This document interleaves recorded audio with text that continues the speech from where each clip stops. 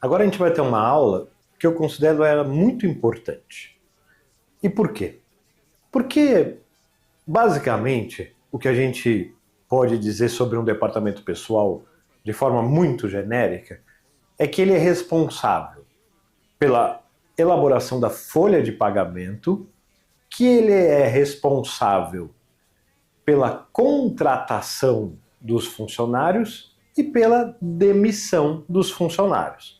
Só que a contratação no departamento pessoal costuma ser a primeira função que a pessoa aprende, porque não é tão difícil assim e não tem tanta responsabilidade quanto calcular uma folha ou uma rescisão de contrato, porque calcular uma folha tem dinheiro envolvido, fazer uma rescisão de contrato, que é uma demissão, tem dinheiro envolvido também, mas fazer a admissão, porque num departamento pessoal a gente vai sempre chamar uma contratação de admissão.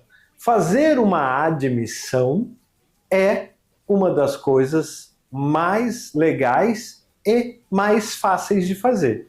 Então, o que se imagina é que no momento em que você for contratado para trabalhar num departamento pessoal, uma das primeiras coisas que vão te ensinar é como faz uma admissão. E o mais legal de tudo é que se você já souber quais são os documentos necessários para uma admissão, você já sabe quase tudo que precisa saber. Então imagine se você está numa entrevista e você diz que você está familiarizado o que precisa para se fazer uma admissão, você vai estar se dando muito bem, tá bom? Então vamos lá. Documentos para admissão. Número do CPF. Por que número do CPF? Porque hoje em dia, praticamente, já ninguém tem a carteirinha do CPF, a cédula do CPF. Eu, por acaso, tenho a minha, mas quase ninguém tem. Então, o número do CPF da pessoa que vai ser admitida. Número do PIS. Caso não tenha, é só cadastrar no PIS Web da Caixa. O PIS, pessoal, eu vou explicar com mais calma para vocês o que é na aula de admissão, mas o PIS é alguma coisa que as pessoas precisam ter para poder ser contratado, para poder ser admitido num emprego formal. Emprego formal é aquele de carteira assinada, tá? Então, o número do PIS. Se a pessoa não tem PIS, como eu imagino que seja o seu caso, que ainda não tem PIS, basta cadastrar num site da Caixa Econômica Federal que chama PIS Web, tá? RG para identificação civil com foto. Pode ser CNH ou carteira profissional física. Aqui há uma questão de identificação civil.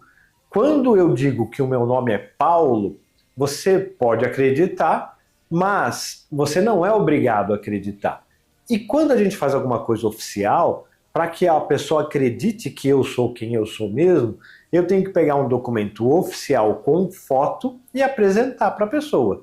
Então eu tenho o RG, que é o registro geral, que tem foto, eu tenho a CNH, que é a carteira de motorista, que tem foto, e eu tenho a carteira de trabalho física, que era aquele livrinho azul, que quase não existe mais e que tem foto também, tá? Então eu preciso de um documento civil de identificação, para que eu possa provar que aquela pessoa é aquela pessoa mesmo. O Rochinha, por exemplo, aqui, se eu pedir o RG, seu RG, Rochinha, vai estar escrito que o seu nome é Rochinha lá? Não. Não, né? Porque Rochinha é o apelido dele. O nome dele é Daniel. Então, se eu pedir pro Rochinha, me dá aí o seu RG para eu te identificar, vai estar escrito lá Daniel. E eu vou falar, cadê o Rochinha? E o sobrenome dele não é Rocha. O nome dele não é Daniel Rocha, tá? Então, eu preciso saber se a pessoa é a pessoa mesmo. Tudo bem? Atualmente, não há mais necessidade da carteira de trabalho física e nem do título de eleitor. Antigamente, a gente precisava da carteira de trabalho física, que hoje em dia ela é virtual, tá? Então é só um registro que a gente tem no Ministério do Trabalho. Não existe mais a carteira física. Só se a pessoa precisar. Eu nem sei quais são os motivos que alguém possa precisar de uma carteira física, mas se a pessoa não justificar que ela precisa da carteira física, ela nem consegue tirar mais a carteira física. Mas algumas pessoas ainda possuem carteira física que tiraram antigamente, tá? Então, carteira de trabalho precisa da carteira física? Não, não precisa.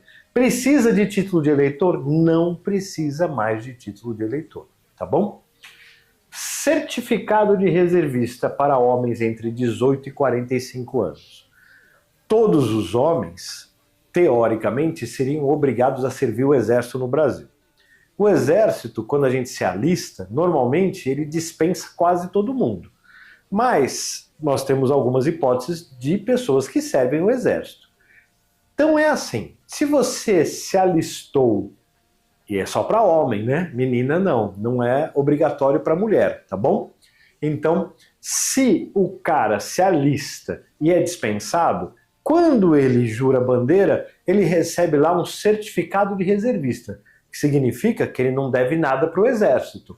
Quando a pessoa serve o exército, por exemplo, durante um ano e é dispensado, ele também recebe um certificado de reservista para dizer que ele não deve nada para o exército, tá? Então, para homens entre 18 e 45 anos, precisa do documento que mostra que ele não deve nada para o exército. E esse documento chama certificado de reservista, tá bom? Comprovante de residência, é óbvio, né? Quero saber aonde a pessoa que vai trabalhar na minha empresa mora. Certidão de casamento se for casado. Se eu não for casado, eu digo que eu não sou casado. Certidão de casamento é um documento que, se eu não sou casado, eu mostro o RG e tá tudo bem, eu estou identificado, tá bom? Agora, certidão de nascimento dos filhos até 21 anos ou inválidos de qualquer idade. Então, se você, sendo homem ou mulher, tiver filhos de 0 até 21 anos, você precisa levar a certidão de nascimento do seu filho para ser admitido. Por quê? Porque quem tem filho tem um dependente, é um dependente econômico seu. E vocês vão ver durante o curso que existem uma série de situações que, dependendo se você tem filho ou não, a gente vai fazer um cálculo de um jeito ou um cálculo de outro jeito. Então eu preciso saber se o funcionário que está sendo admitido possui dependentes.